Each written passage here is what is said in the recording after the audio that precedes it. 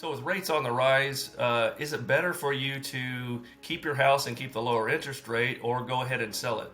And I may have an alternative for you. So one of the things that we've been talking about with some people here recently is becoming a landlord, to rent out your property instead of just selling your property and going to higher rates. And of course, rates have been up, and they're going to go up, and they're going to go down. But it's one way that you can actually keep that low interest rate that you've already got.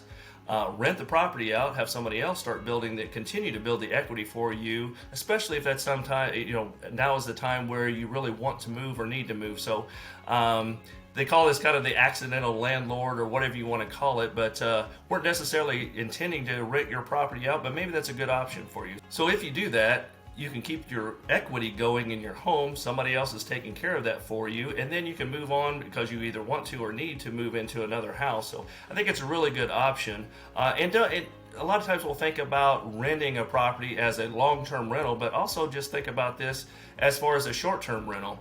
Maybe you want to do Airbnb or things like that. Just actually did an appraisal on a house the other day, and she's crushing it with the rentals on the Airbnb and keeping people in there. And it's been really, really good for her too. So that's another option to think about. And since you've got the equity in the house, of course, you can take that out and put it into something else at the higher rates. But this is a good way to continue to build that for, say, for the college for the kids, for your retirement fund, for future expenses, that kind of stuff. So, and bear in mind too that you're building not only the equity in your house, because you're going to owe less than what it's worth, but then that appreciation is going to continue to build. So just something to think about that we've been talking about, and I've run into a few clients here recently, and something that you might want to think about. Maybe that's an option for you. So if that is, give me a call, shoot me a text, send me an email. Let's chat about that and see if this is a good option for you. Anything else I can do for you at all, by all means, let me know. We'll talk to you next time.